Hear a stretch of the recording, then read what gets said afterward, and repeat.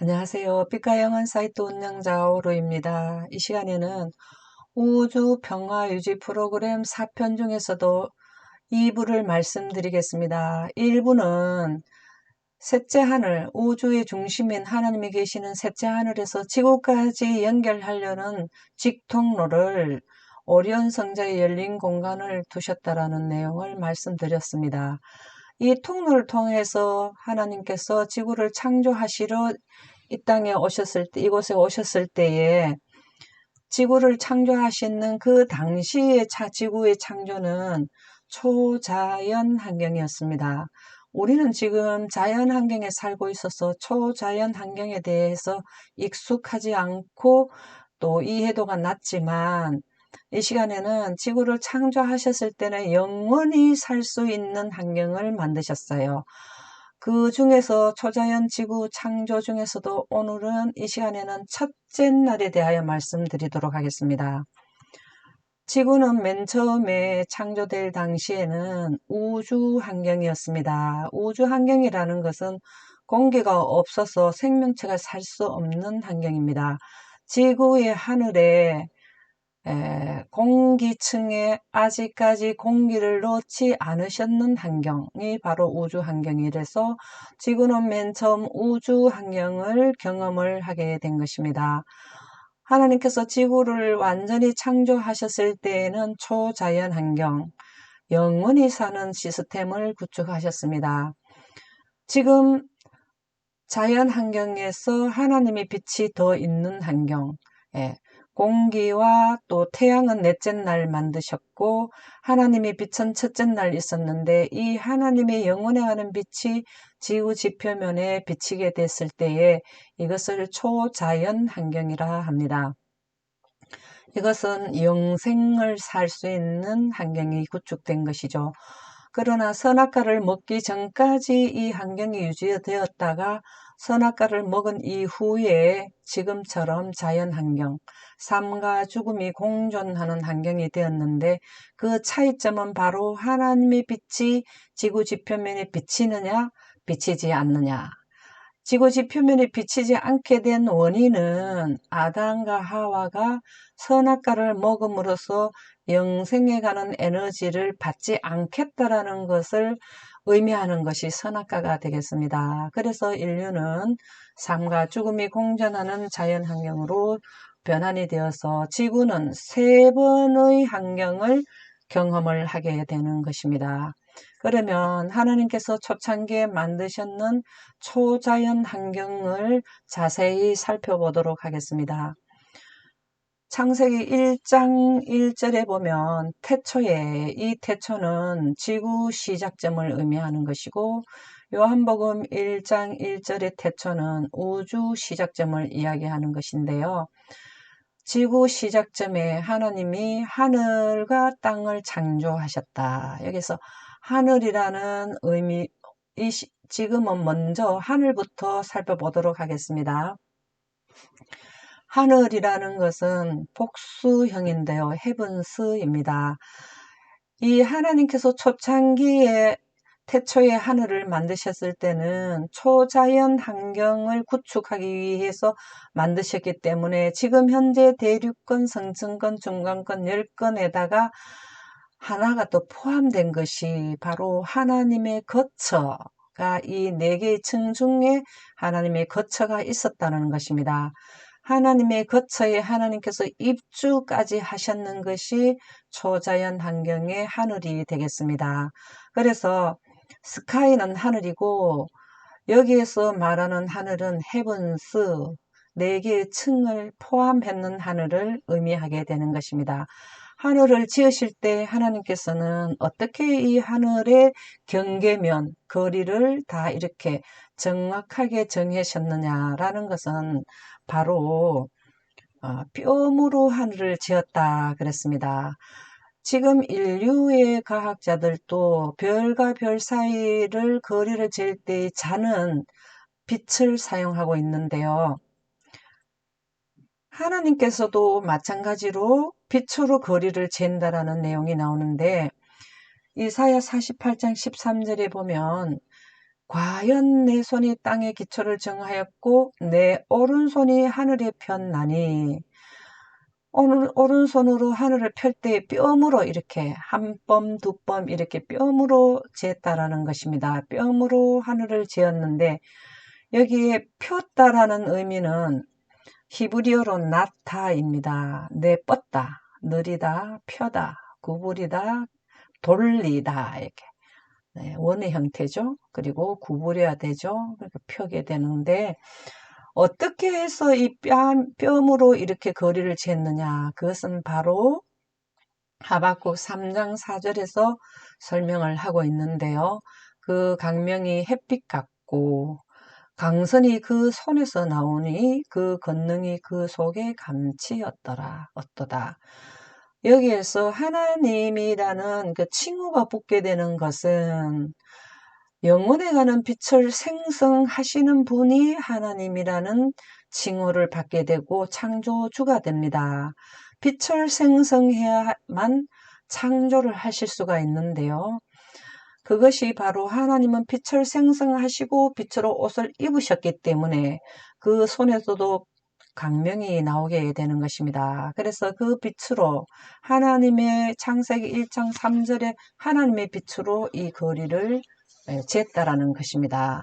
왜 이렇게 하나님께서는 지구 위에 지붕을 이렇게 많이 만드시느냐. 바로 우리가 인류도 집을 지을 때 항상 지붕을 만드는 것은 외부로부터 오는 모든 유해한 것들을 차단하기 위해서 지붕을 지은 것과 마찬가지로 지구 지표면에 있는 모든 동식물의 생존을 위하여 하나님께서 안전장치로 4개의 층을 두시게 된 것입니다. 외부로부터 태양으로부터 오는 방사선과 자외선, 그 이외의 우주 공간에 날아다니는 유성들을 차단시키고 지구의 생명체를 보호하기 위해서 하나님께서는 이렇게 만드셨는데 정말 정성을 다해서 만드셨는 부분을 살펴보도록 하겠습니다. 이사야 45장 12절에 보면 내가 직접 폈다, 하늘을 만들었다.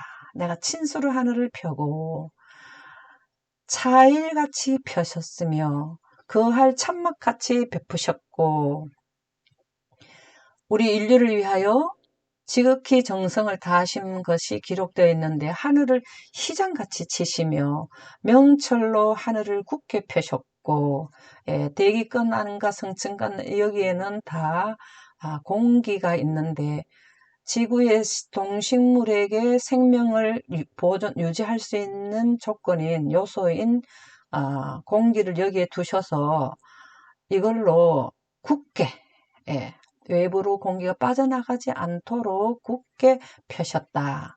생명체를 위해서 정성을 다하신 것을 볼 수 있는데요. 과학자들이 이 성층권과 대기권과 중간권 10건에 대한 설명을 한 번 더 자세히 살펴보도록 하겠습니다. 과학자들이 밝혀준 대기권에 대해서 살펴보면은요. 대기권은 지구 지표면에서 11km에서 15km 정도까지가 대기권 영역인데 지표면에서 1km 올라갈 때마다 6.5도가 기온이 하강해서 그래서 기온은 불완전한 대기층을 이루어서 한류와 난류가 서로 이렇게 교차를 한다는 것이죠. 그래서 온도차를 우리가 느끼고 사는 것이 바로 이 대륙권의 1km당 6.5도씨의 기온의 하강에 의해서 이러한 우리가 온도를 느낀다는 것입니다. 대기권에는 산소가 21%, 질소가 78%, 기타가 1%의 비율로 이루어져 있는데요. 이 질소와 산소의 원소, 무거운 원소에 태양에서 날아오는 빛이 이 무거운 원소에 부딪히게 되면 산란을 하게 되어서 우리가 낮에 환한 세상을 보게 되는데 공기가 없으면 빛이 산란을 할 수 없기 때문에 어두워지는 것입니다. 그래서 우리가 낮이라 하는 것은 공기와 빛의 관계로 인해서 낮이 되는 것입니다.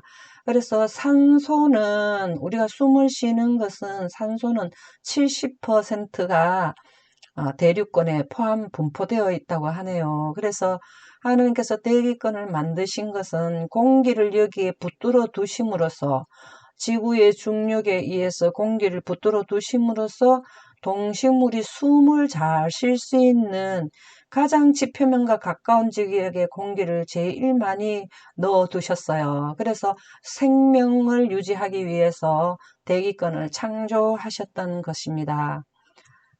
이렇게 우리에게 인류에게 공기가 이렇게 공기층이 있는 것이죠. 그 다음에 성층권을 살펴본다면 성층권은 지표면에서부터 50km, 여 중간 25km 부근에 오존의 90%가 밀집해 있는데 이 오존층이 없으면은 태양에서 날아오는 방사선과 자외선에 인해서 모든 생명체가 철판 구유에 있는 가재가 타는 것처럼 인류는 살아갈 수가 없게 된다는 것이 바로 오존층이 없으면 가재가 구워지듯이 구워진다는 것입니다. 하나님은 동식물을 보호하고 생명을 유지하기 위해서 오존 성층권 중간 부분에 오존층을 두심으로써 우리에게 보호층을 또 주신 것입니다. 대기권, 성층권, 중간권, 열권을 이렇게 구분할 수 있는 것은 바로 온도에 의해서 경계면이 형성되는 것은 하나님께서 뼘으로 재를 재서 하실 때는 공기 분량에 의해서 어떻게 이 층이 이루어질 것을 계산을 하셔서 이렇게 층이 경계면이 이루어지는 것입니다. 성층권에는 공기가 한 약 20여 프로, 20에서 한 25% 정도가 성층권에 있습니다. 우리가 오존에 대해서 한번 알아보면, 그러면 오존은 우리를 그렇게 생명을 유지해 주는데 도움을 주는 이 오존에 대해서 한번 더 살펴보도록 하겠습니다. 지구 대기의 상부에 도달한 산소들 가운데 일부는 산소 원자 3개가 분자 하나를 이루는 오존으로 탈바꿈을 하는데 산소 원자 2개가 분자 하나를 이루는 보통 산소의 변종이 바로 오존이라는 것입니다. 우리는 오존층으로 인하여 하나님께서 만들어 주심을 인하여 감사한 마음을 가져야 되겠죠. 그래서 오존은 이렇게 외부에서 오는 빛을, 이것이 자외선이죠, 차단시켜줘서 우리가 지금처럼 잘 살 수 있도록 만들어 주셨습니다. 그 다음에 중간권을 살펴본다면 중간권은 지표면에서 80km, 여기 성층권 50에서 80, 요 사이가 바로 중간권인데 거의 대기가 약 5%의 공기를 가지고 이 두 층이 분포가 되어 있는데요. 그래서 하늘은 검은색에 가까운 푸른색을 띠게 되는데 밤이 되면은 거의 검습니다. 그래서 아무 장비가 없이 이 중간권을 통과하게 되면 우리의 몸은 낮은 기압으로 인해서 팽창이 돼서 우리는 여기서 살 수가 없어요. 그래서 우주로 나아갈 때는 하나님께서 늘 빛으로 옷을 입어야 된다라는 말씀을 성경에 기록해 주시는 것입니다. 이 중간권은 사실은 태양에서 오는 방사선을 막아주는 것이 바로 지구의 자전을 함으로써 발생되는 전자기력이 이주격 방사선과 태양의 방사선과 결투를 하는 지역, 여기에 들어가면은 안 돼, 여기에는 지구의 생명체가 살고 있기 때문에 들어가지 마 하고 막아주는 층이 바로 중간권이 되겠습니다. 그것이 바로 오로라인데요. 이것이 태양풍을 막아주는 지역이 바로 중간권이 되겠습니다. 하나님께서는 여러 가지의 방향으로 용도로 사용하기 위해서 층들을 이렇게 만드시는데요. 열권을 한번 살펴보도록 하겠습니다. 열권은 중간권 80에서 200km 사이, 여기가 열권인데요. 대기가 너무 없어서 희박해서 공기를 빨리 데운다. 공기량이 너무 없어서 빛이 그 공기를 데우는 데는 빨리 데워진다라는 것입니다. 그래서 대기가 거의 없기 때문에 데워질 수가 잘 없다라는 것이죠. 그래서 공기가 거의 없어서 하늘은 거의 검은색이다는 것입니다. 이렇게 하나님께서는 지구의 모든 생명체를 위해서 지붕 4개의 층을 만드셨습니다. 이제 하늘을 알아봤고요. 이번에는 땅에 대해서 살펴보도록 하겠습니다. 창세기 1장 1절에 보면 태초에 지구 신기원에 하나님이 천은 알아봤고 지구를 만드셨다. 여기에 창조하신이라는 뜻은 히브리어로 바라인데요. 이 바라의 의미는 무에서 유를 창조하셨다라는 뜻입니다. 이 말씀은 지금까지 밝혀진 천문학자들의 물리학자들이나 천문학자들에 의해서 밝혀진 바로는 지구 온 우주의 별들도 일생이 있는데 우리 태양을 예를 들어 본다면 수소가 융합해서 헬륨으로 바뀌는데 이 수소를 다 헬륨으로 융합함으로써 써버리고 나면 별들이 폭발을 할 때에 그 폭발할 당시 초고온 초고압 환경에서 무거운 원소들이 생성되어서 우주 시공간에 널리 퍼져 있다라는 것입니다. 그래서 지구는 그러한 재료를 가지고 지구가 만들어졌다. 우주에 있는 지구에 해당되는 원소들이 규합돼서 지구가 만들어졌다라고 그렇게 얘기를 하는데 성경에는 종교계에서는 그렇게 말하지 않습니다. 바로 무에서 기존의 물질을 사용하지 않고 새로운 원소를 직접 생성하셔서 우리 지구를 만드신다라는 내용이 되겠습니다. 증언보감 8권 257쪽에 그 말씀을 증언하고 있는데요. 우리의 세계를 형성하실 때 지구를 만드실 때에 하나님은 기존의 물질에 의존하지 아니하셨다. 우주에 널려져 있는 원소는 90여 종류의 원소가 우주 시공간에 널려 있는데 그러한 재료를 사용하지 않으시고 기존의 물질에 의존하지 않으시고 새로운 원소를 생성하셨다. 그렇게 말씀하셨습니다. 그러면 우리가 지금까지 인류의 학자들이 설명하는 원소 생성은 어떤 것에서 되느냐를 한번 살펴보도록 하겠습니다. 인류의 학자들은 이렇게 설명합니다. 원소 생성은 초고온 초고압 환경에서만 만들어진다. 우리의 태양에서도 원소가 생성이 되죠. 태양은 초고온 초고압 환경입니다. 태양의 내부에서 수소의 4개 원소가 융합을 하게 되면 헬륨으로 바뀌는데 그때 바뀌는 동시에 일부의 그 질량이 잃어버리는데 그것이 바로 빛이 되어서 우리 지구에 빛이 오는 것입니다. 그래서 우리가 태양의 빛을 받는다는 것은 내부의 핵융합을 하고 있다라는 것입니다. 그래서 인류는 이렇게 설명을 하는데 그러면 헬융합이라는 의미를 한 번 더 살펴보도록 하겠습니다.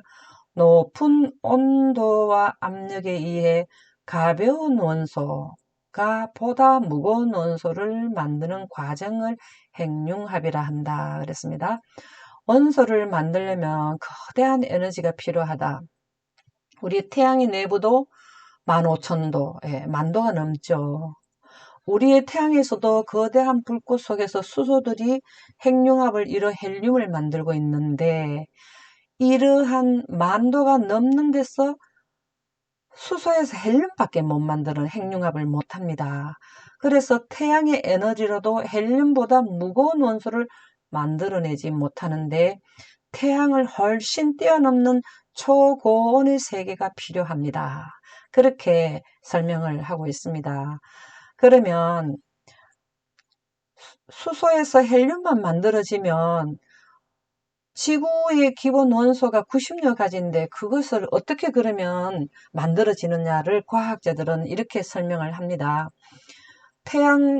우주에 있는 모든 별들도 일생이 있는데 태어나서 폭발될 때까지 그 일생이 있는데 폭발이 될 때에 태양도 언젠가는 이 태양이 그 기능을 다 마칠 때가 있는데 그때 적색 거성이나 초신성, 백색 외성의 과정을 거치게 될 때 폭발을 할 때에 엄청난 온도가 올라가는데 그때의 무거운 원소들이 생성이 된다. 이렇게 과학자들은 설명을 합니다. 이러한 이론에 입각한다 하면 그 수많은 원소들이 만들어지는 과정은 태양도 몇백억을 유지를 할 수 있는 그 기능을 가지고 있는데 그 원소를 생성할 때는 수많은 시간이 필요한데 하나님께서는 그러한 과정을 통해서 원소를 만들려면 지구가 언제 만들어지겠습니까? 그래서 하나님께서는 원소를 생성하실 때에 새로운 기존의 물질을 사용하지 않고 원소를 생성하실 때는 엄청 더 빨리 만들 수가 있는 것인데요. 이 온도가 높아질수록 무거운 원소를 생성한다는 것을 한 번 더 살펴보도록 하겠습니다. 인류의 과학자들이 설명하는 원소 생성과 하나님이 만드시는 원소 생성의 시간을 본다면은 엄청나게 하나님의 능력이 드러나게 되는데요. 원소는 종류가 거의 90여 가지가 있는데 가벼운 원소 수소에서부터 무거운 원소 우라늄까지 원소가 90여 가지가 있습니다.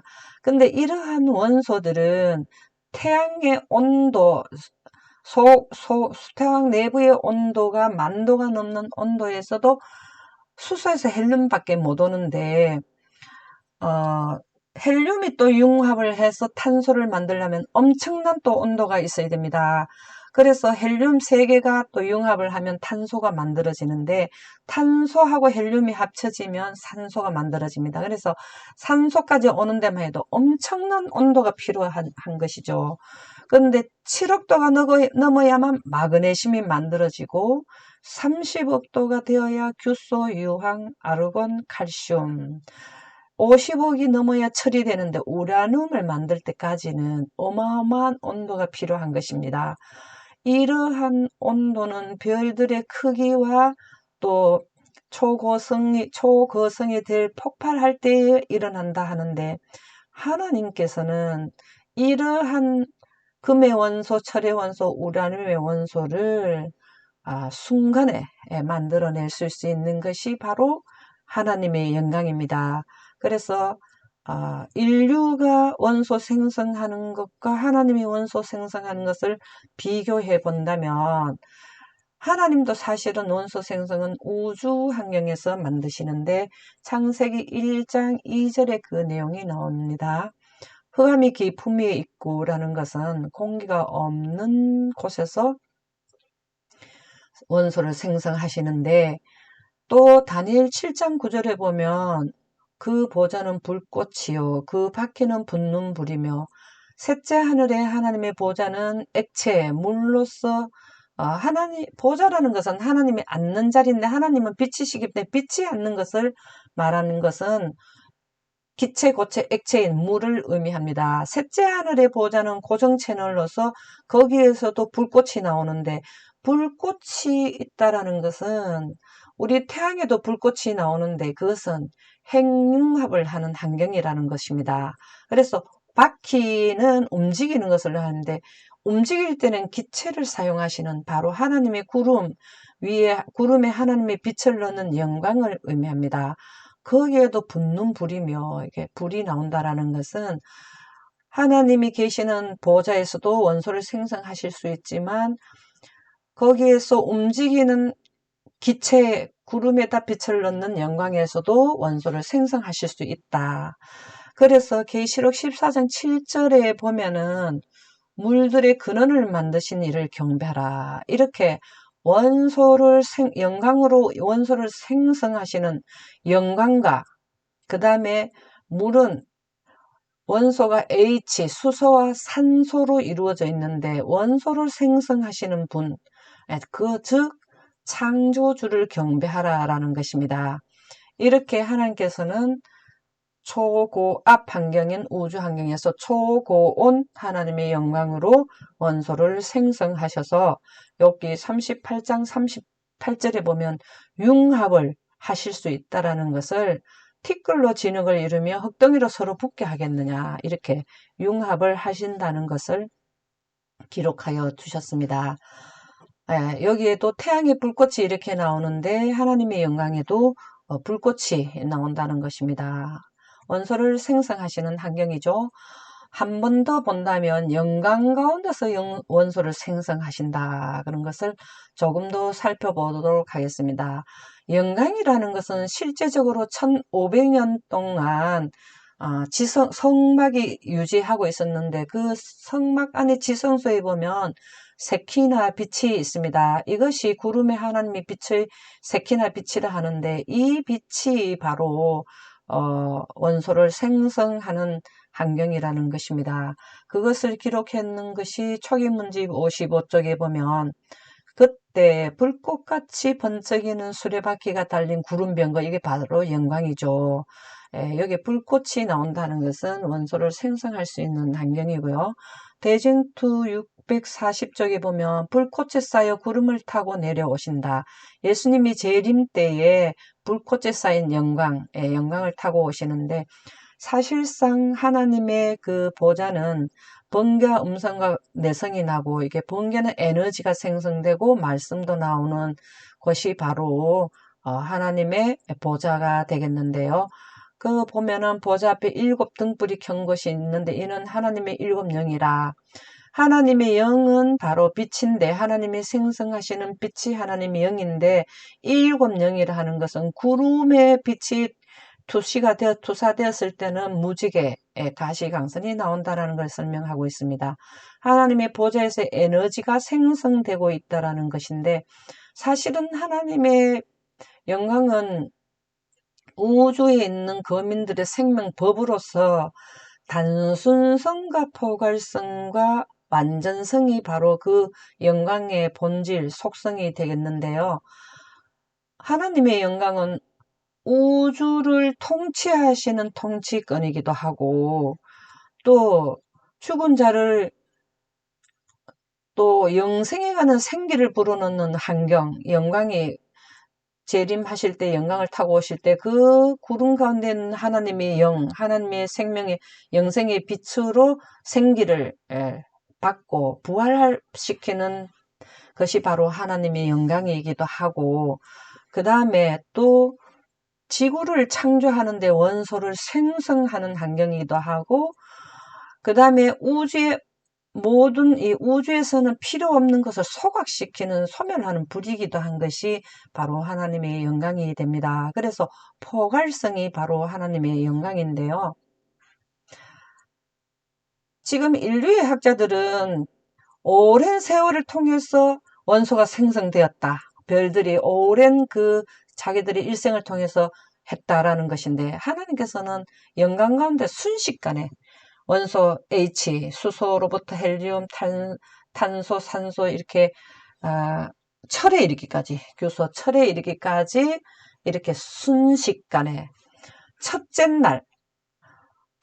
날에 원소도 생성하시고 기초도 세우시고 지구 지표면을 다 간칭으로 또 명칭으로 다 달아서 산들을 만드시고, 수면에 지구 지표면에 물도 만드시고 이러한 것을, 그 다음에 대기권에 공기도 넣으시고, 이런 모든 것을 하신 것이 이 하루 만에 다 하신 것입니다. 그러니까 얼마나 하나님의 능력은 인류가 생각하는 이상으로의, 인류가 생각하는 원소 생성은 너무나 오랜 시간에 걸리는 것이지만, 하나님께서는 순식간에 이렇게 원소를 생성하셨다라는 것입니다. 그래서 원소를 생성하시고 땅의 그 무게 비율과 이 땅에 있을 물의 비율, 그 다음에 산들과 작은 산들을 이렇게 하나님께서 또 만드실 때에 대에 담아 보았다 그랬습니다. 원소를 생성해서 티끌로 흙을 만드시고는 이사야 40장 12절에 보면은 그 양을 쟀다라는 것입니다.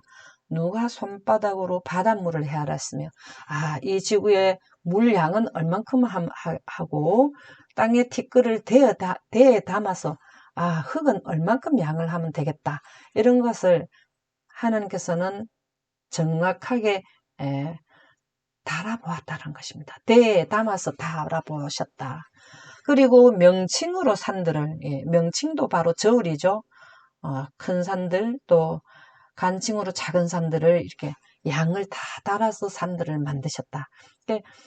아주 최적의 환경을 만드시기 위해서 정확한 그 크기와 양에 대해서 신경을 쓰셨다라는 것을 말씀을 해 주셨는데요.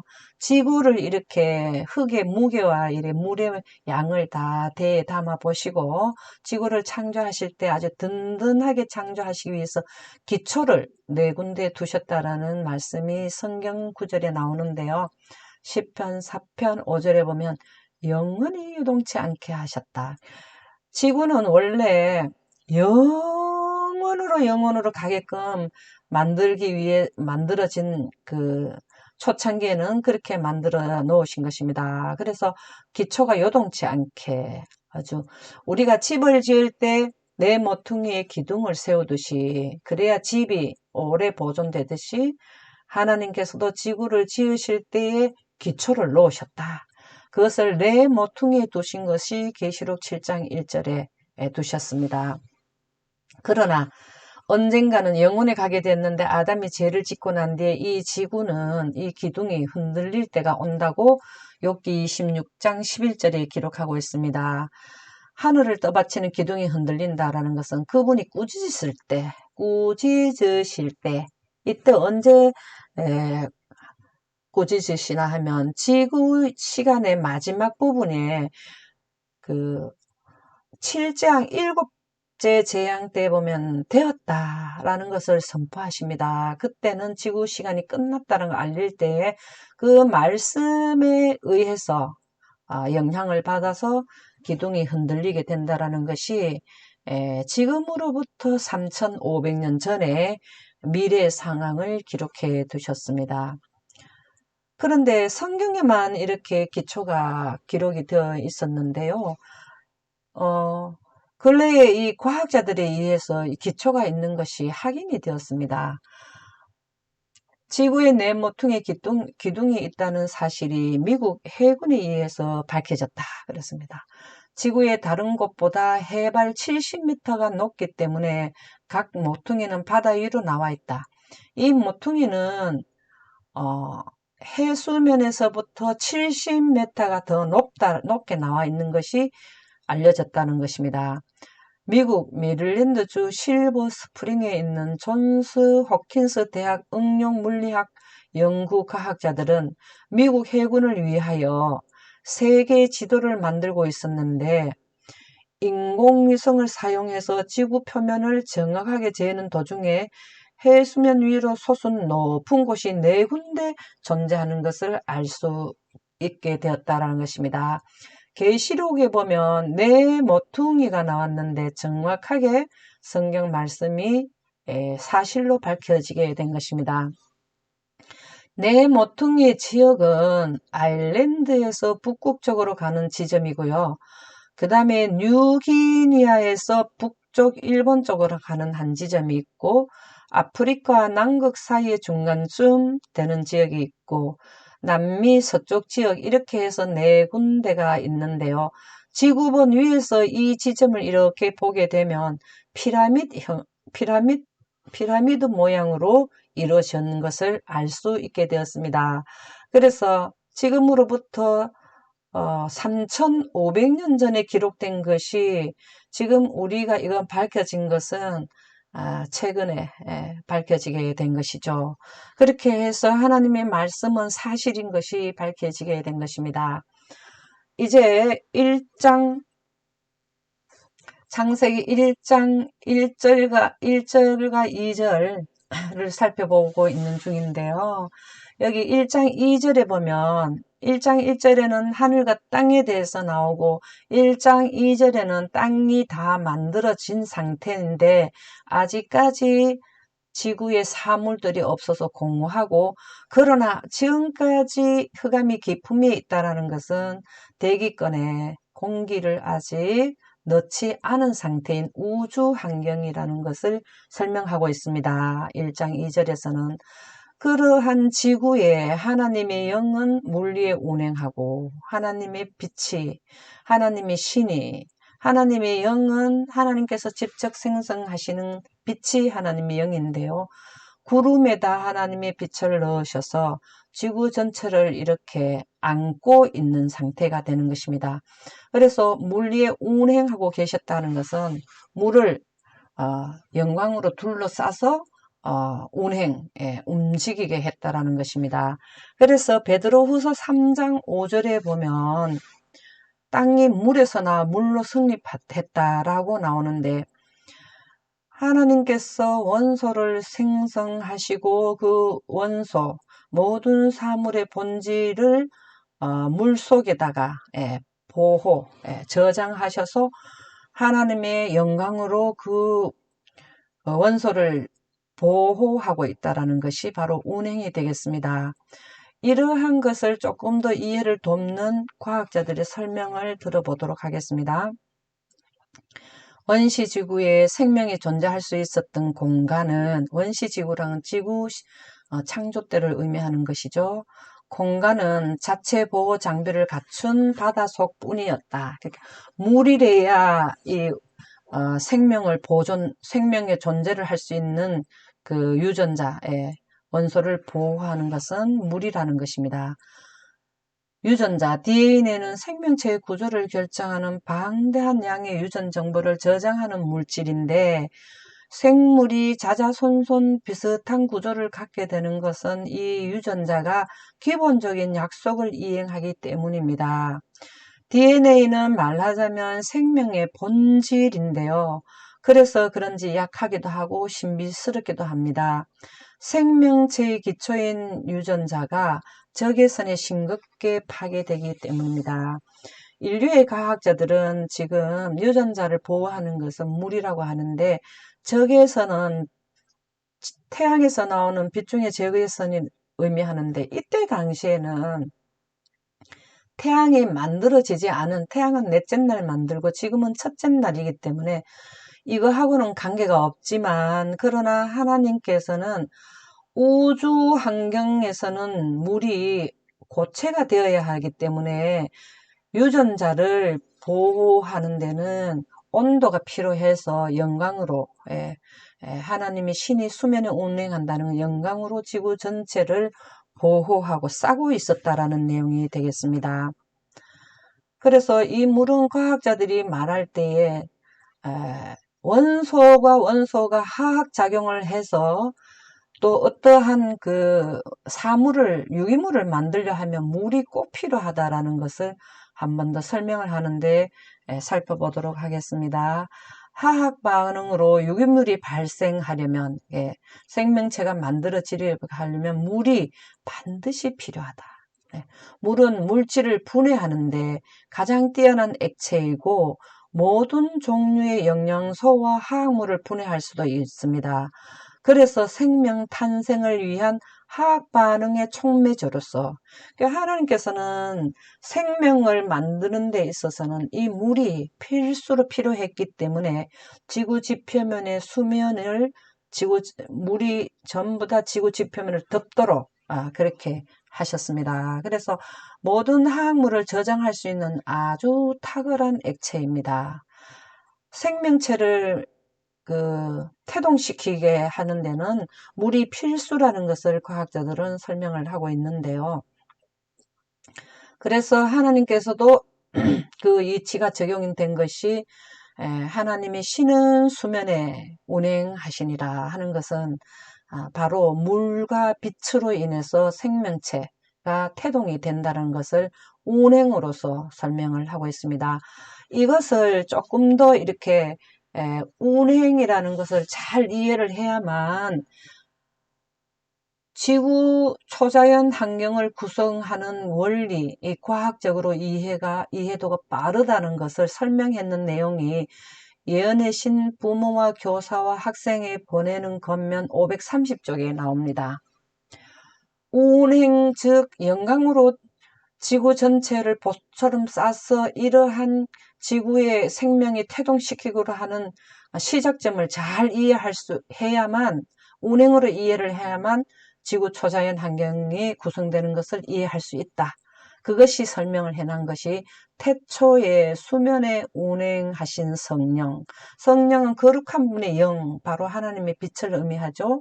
만물을 만드신 말씀, 빛과 하나님의 빛과 구름이 만나는 영광 가운데서 말씀이 나오죠. 말씀의 에너지에 의해서 또 태동이 사물들이 현현되는데요.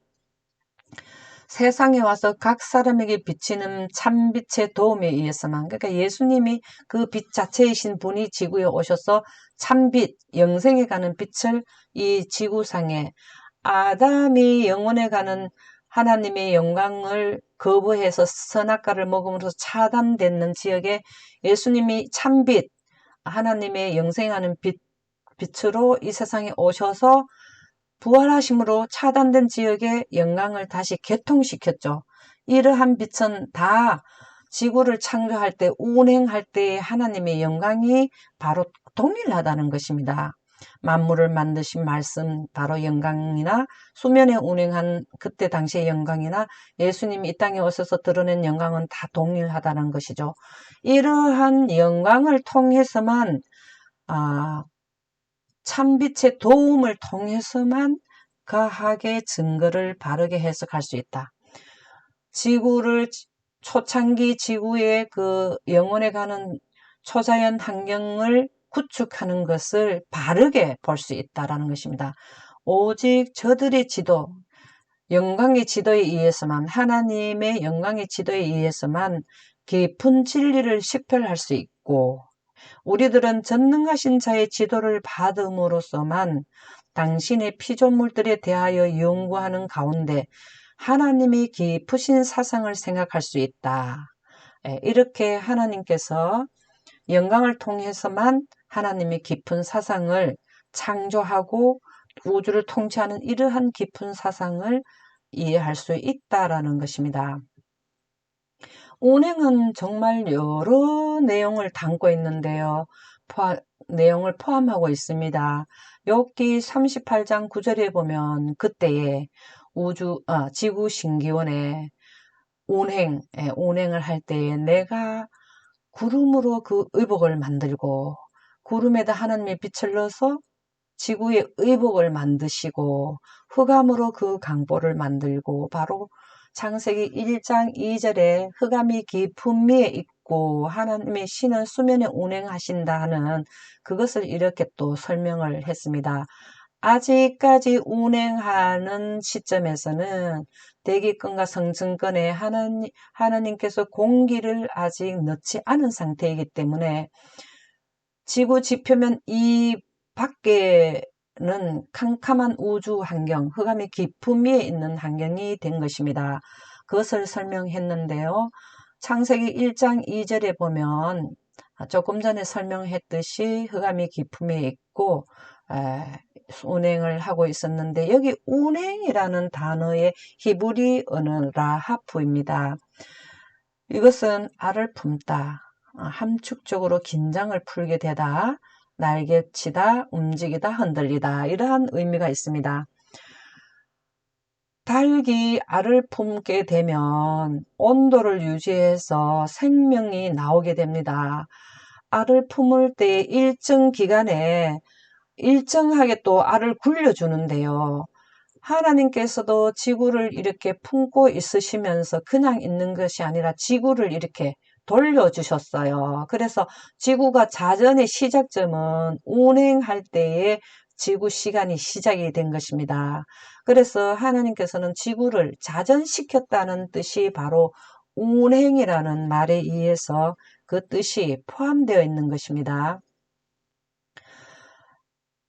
창세기 1장 2절을 마치고 1장 3절과 4절에 보면 하나님께서는 공기를 만드셨다. 비로소 이제 지구에 하늘들에다가 공기를 넣으셨다는 것이 창세기 1장 3절과 4절에 나오는데요. 하나님께서 가라사대 빛이 있으라니 빛이 있었고, 이 말씀은 공기를 생성하셨다라는 것입니다. 공기를 만드셔서 여기에 두셨다라는 것이죠. 이것은 우리가 지금 밤이 되면은 빛은 있는데 공기는 있는데 빛이 없기 때문에 밤이 어둡고, 지금은 낮에는 빛하고 공기가 두 요소가 있기 때문에 우리가 밝게 되는 것입니다. 이때 당시에는 지금 우리와 같은 밤과 낮의 개념이 아니고, 첫째 날에는 우주 환경의 그 밤의 어머니, 밤의 그 원 어둠, 그러니까 우주 환경에서 빛이 났다라는 것이 바로 첫째 날에는 그렇게 되는 것입니다. 그래서 빛이 있으라 한 것은 대기권의 우주 환경이었는데, 하나님께서 공기를 넣으셨는데, 빛은 이미 하나님은 빛 자체이시고, 지구 대기권의 운행, 구름에 하나님의 빛을 넣어서 영광이 지구에 비치고 있어서, 여기에는 빛은 이미 있었는데 공기가 없어서 대기권이 어두웠는데, 대기권에 공기를 두심으로써 공기의 원소는 질소와 산소인데, 이 원소에 빛이 부딪히게 되면 산란을 하게 돼서 여기가 환하게 됐습니다. 이 빛은 창세기 1장 3절의 빛인데 히브리어로는 오르입니다. 그래서 밝은 낮, 빛, 아침 이렇게 그 의미가 있습니다. 그래서 하나님께서는 공기를 여기에 두심으로써 하늘을 명철로, 하나님의 지혜로 하늘을 굳게 펴셨고, 경계면만 정해 놓으셨다가 공기의 양에 의해서 온도에 의해서 이게 경계면이 정해지도록, 지구의 중력에 의해서 공기가 붙들려 있도록 하나님께서 명철로 하늘을 굳게 펴셨다라는 것입니다. 이렇게 공기를 넣고 나니까 어두웠던 대기권이, 하늘들이, 성층권이 이렇게 밝게 환하게 빛을 비추게 된 것입니다. 이렇게 해서 초창기 하나님께서 지구를 창조하실 때는 초자연 환경의 지구를 창조하셨습니다. 그래서 지구 자체를 하나님께서는 운행하실 때에 품에 안고 계셨는데, 계속해서 하나님께서는 운행하고 품에 안고만 있을 수는 없고, 자체적인 힘에 의해서 설 수 있도록, 아이가 젖을 먹을 때는 엄마 품에 있다가 돌을 지내서 걸으면 자체로 걷듯이, 지구도 이제 자체 힘, 전자기력, 자전을 시킴으로써 지구에서 발생되는 힘을 생기게 해서 존재하도록, 스스로 설 수 있도록 하나님께서 운행을 하셨습니다. 운행은 지구를 자전을 시켰다는 말인데, 그것이 창세기 1장 5절에 빛을 낮이라 칭하시고 어두움을 밤이라 칭하시니 저녁이 되며 아침이 되니 이는 첫째 날이니라. 첫째 날이라 하는 것은, 지금 우리는 낮과 밤은 태양이 이제 넘어가면 밤이 되고 했지만, 이때 당시에는 태양이 없었습니다. 근데 첫째 날이라 하는 것은 지구가 자전을 한번 했다라는 의미입니다. 하나님의 영광은 지구 지표면에 대기권에 넣어 있을 때는 밤이나 낮이나 계속 비쳤기 때문에 이때 당시에는 밤이 없었습니다. 그냥 지구가 한 바퀴 돈다라는 것이 하루라는 것이죠. 이렇게 하나님께서 다 만드셔서 지구 전체에 하나님의 영생에 가는 빛이 비쳤는 것이 하늘나라이며, 그것은 우리에게 영원한 복음이 됩니다. 영원한 복음이라는 것은, 영원히 살 수 있는 복된 소식은 창세기 1장에 있다라는 것입니다. 창세기 1장을 회복하게 되면 우리는 이 지구가 다시 영원에 가게 되고, 거기에 들어가려면 아담이 등진 하나님의 빛을 원하면 창세기 1장, 초창기 창세기 1장 환경에 가서 살 수 있다라는 것이 영원한 복음인데, 이것을 곧 여러 나라와 족속과 방언과 백성에게 다 이것이 전달되어야 된다는 것입니다. 어느 개인 하나만 이것을 알고 있어야 되는 것이 아니라 계시록 14장은 이 지구 역사 마지막 부분에 있는 모든 사람들이 다 이 소식을 깨달아서 하나님이 준비해 두신 영생의 환경에 들어가기를 원하는 내용이 바로 기록된 것이 계시록 14장 6절입니다. 이 영원한 복음을 이해를 하려면 창세기 1장 초창기 초자연 환경을 하나님께서 시스템을 구축하는 것을 알게 되면 영원한 복음은 확실하고 영원한 세계는 분명히 있다라는 것을 알게 되는 것입니다. 이것으로서 첫째 날에 대해서 말씀을 드렸는데요. 이제 두 번째 날에 대해서 둘째 날에 하나님께서 창조하시는 것을 제3부에 말씀을 드리도록 하겠습니다. 이것으로서 말씀을 마치도록 하겠습니다. 감사합니다.